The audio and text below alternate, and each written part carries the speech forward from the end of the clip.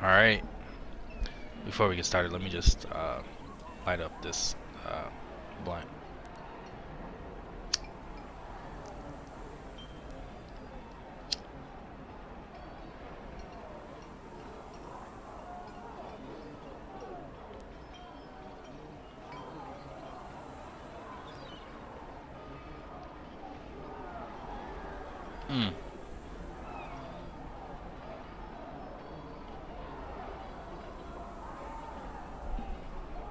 That hit the spot. Alright, so this is my Arbiter chicken slash Xuna single target AoE build, I guess. Yeah. So yep. Here's my Arbiter. Nice to meet you. His name's Zez, obviously. So let's just go ahead and get right into it. The most important thing we're gonna start off with is not your character, but the companion itself. So let's just go ahead and get right into it. So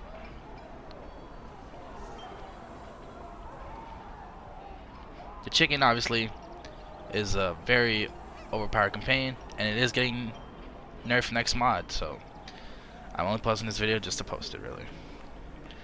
Alright, so the way the chicken works is you have to have the companion itself stats capped or nearly capped.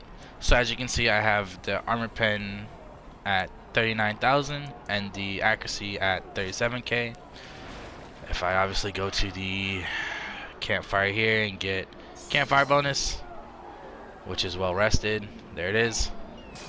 The companion now itself has 39.9 and then 37.5. So you want the chicken obviously, and you want 3 bondings, and then you want 1 armor pen piece, 1 accuracy piece, and then an armor pen and accuracy piece. You can get this piece right here from your Mii's, your Master Expedition, from the Zoc boxes, or your Wii's from Stardock.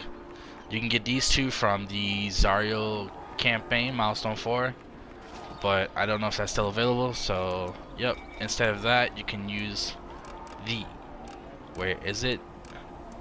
This one right here. You can use the gold talisman of the companion, which drops from Wii's, Mii's, and Zoc boxes.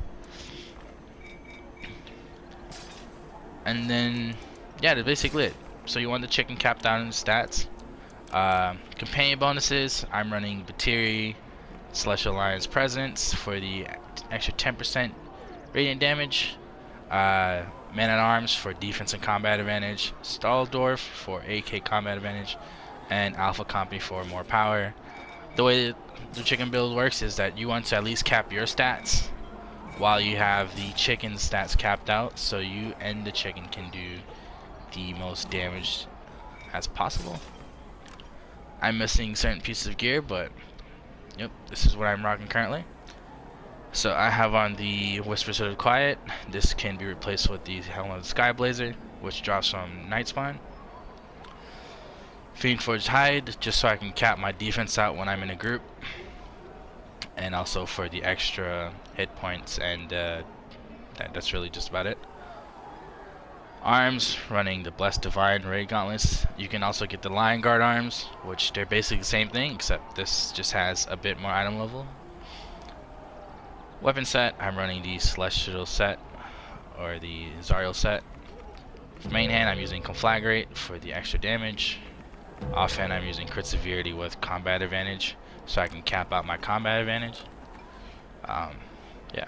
Boots, I'm running Rest Iron Leggings. Obviously, you can't go wrong with these. 5% damage. With a good healer, it doesn't really matter. Artifact set, I'm running the Music Box set. You can get this from Zoc boxes as well. Rings, I'm running the Bypass Gold Ring for the combat advantage and accuracy. Well, actually, I don't even need the accuracy, just for the combat advantage itself. And then the Inheritor Ring, I'm running it for the Crit Strike and combat advantage. I need the Crit Strike and combat advantage to cap out both stats. And then for the shirt, right now I'm currently running the Vicious Interrogator shirt. You get this from the Tier 3 Nightspine. But eventually you actually just want the Armor Pen and combat advantage shirt instead of the Armor Pen and accuracy. Or I think it's Crit Strike and combat advantage, sorry. And in the pants, I'm running the strict interrogator. Obviously you want the epic version, which gives you 5,300 defense, and it comes with the equip bonus of the critical charge, which basically you have a 10% chance to gain 25% action points. Alright, for my primary artifacts, I usually run Blast Scepter or Charm in a group. If I'm playing by myself, I use Storyteller's Journal. And that is for my character. I am running Dexterity and Intelligence. Alright, now to the most important things. Your boons. Obviously, you want to get all power, health, defense, so you can cap out your defense. Make sure you put your points into combat advantage, because you need your combat advantage. Make sure you put companion influence, so you can at least get stats from your companion, because you are not running an augment, you're running a striker. And then you have critical severity with action point gain, and then focus retaliation. And then stronghold wounds, obviously crit severity, health, and mount speed bonus. But if you're in a group, revive sickness. Mounts, this is where it gets important as well. I am running Artificer's Persuasion, Gladiator's Gal, and 3 Warlord's Inspiration. This does actually split, so it is 20, 10, and then 5%. So in total you're getting 35%. It does work, so kiss my ass. And also now time to get into the Ruin Stones. Obviously, if you are running a chicken build, you actually honestly just want 6 Indomitable rank 15s, but I am broke, so I only have 1. And then I am running these extra random Indomitables with Empowereds, just for the hell of it. But in all, you want 6 Indomitables. And then also, one of the main key factors of a chicken build is the higher your item level, the more HP and damage your chicken gets as well. So, yep, make sure you are running the highest item level possible you can get. Obviously, you will replace the chest piece with a rib cage and the shirts. I've already explained that to you. For the defensive slots, you'd be running Radiance, and obviously I have on a Bark Shield as armor enchant. For the helmet or your utility slots, you'd be rocking Darks. For the offensives, I do have on 5 tacticals for the extra combat advantage, and Radiance. As you can see, here's the tacticals, and then I do have on Radiance as well. And then for my my trinket section, I do have a Laria's Bell, which gives my companion 20% more damage. Let me show you that here. As you can see, increases your companion's damage by 20%. And this is basically my regular single target build. I don't really switch it up. So yep, you just go into combat. Chicken does its thing. Pop the bell. And just go ham. Yeah, that's really about it. That is the single target build for the chicken.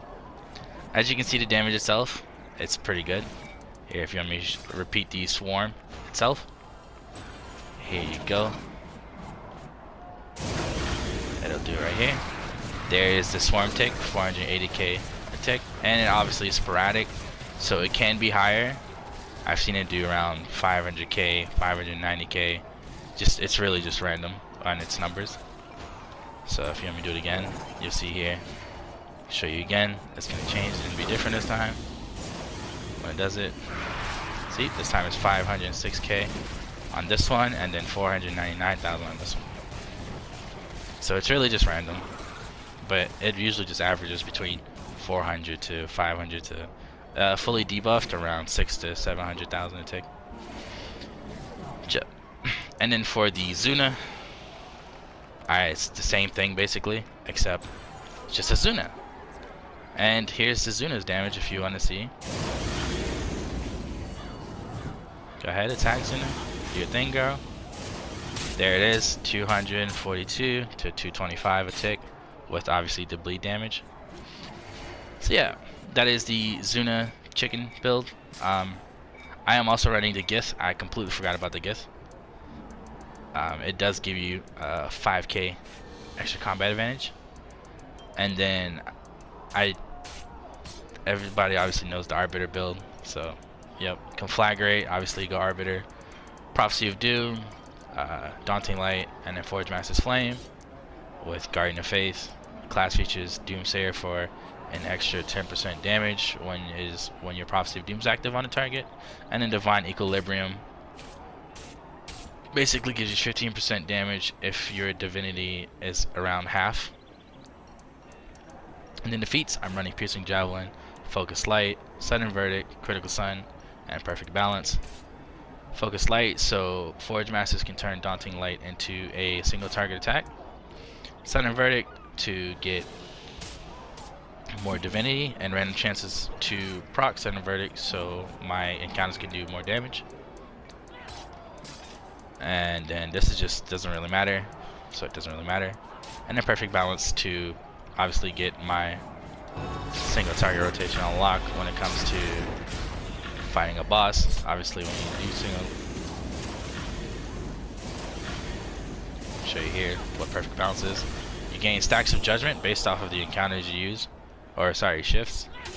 So Forge Masters is a burning, and then Daunting Light is a radiant. So you would do Prophecy of Doom, Forge Masters, Daunting, Forge Masters, Daunting, Forge Masters, Daunting, Forge Masters, Daunting, and yeah, that's basically a rotation for a single target.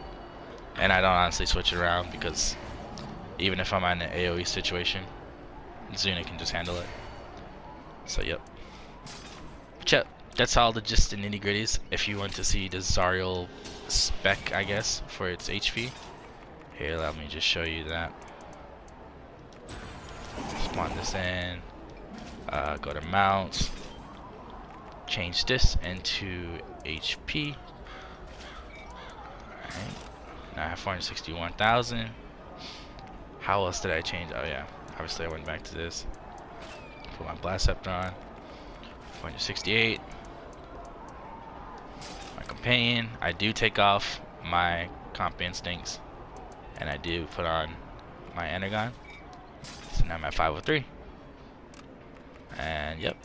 And then I just eat food to buff myself up even more. So I eat a honeyed bread with a Wildstorm Elixir and a Crit Severity pot. Oh, also, I do have a Caprice. So you can honestly just take off the Energon and just put on Comp Instinct. And don't worry about the HP right now. It'll literally go up. Where I'm missing something. I just don't know what it is. Oh yes, I am missing a HP thing on this right here. So yeah. So around all, I'm around 504k HP. Or yeah, around that ballpark. Fully buffed. As you can see, my critical strike is at 90k, and my defense is at 85k. When I get into a group, obviously my defense is gonna jump to around 90k, and then everything's gonna be capped out besides my combat advantage. And yeah, that's the chicken build, chicken Xuna build. Thank you all for watching, and leave a like, comment, and subscribe.